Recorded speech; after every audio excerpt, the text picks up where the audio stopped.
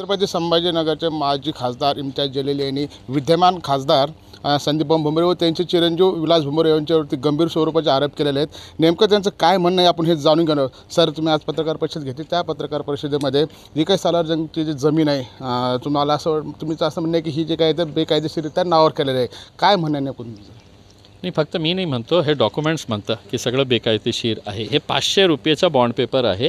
त्या 500 रुपयेच्या बॉन्ड पेपरवर 500 कोटी रुपयेची प्रॉपर्टी जी आहे एका आमदार खासदार त्यांचा ड्रायव्हर जे आहे त्यांच्या नावावर ट्रान्सफर करण्यात आलेली आहे। सगळं नियम सगळे रूल्स जे आहे ते डावलून एक 500 रुपयेचा बॉन्ड आणायचं, त्याच्यावर हिबानामा करून घ्यायचं, त्याच्यावर नोटरी करायचं आणि त्याच आधारावर सरकारला जिथून 6.5 कोटी रुपये स्टॅम्प ड्युटी भरण्याची आवश्यकता होती, 1 रुपया न भरता फक्त या 500 रुपयेच्या आधारावर 500 कोटी रुपयाची प्रॉपर्टी कशा त्यांच्या नावावर करण्यात आलेली आहे याची सखोल चौकशी झाली तर आपल्याला कळेल की कोण कोण लोक याच्यामध्ये इन्व्हॉल्व आहे।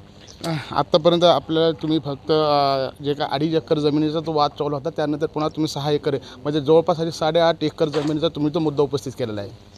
2023मध्ये त्यांनी 6 एकर जवळजवळ 6 एकर जागा जे आहे ते आपल्या तेच ड्रायव्हरच्या नावावर करून घेतली।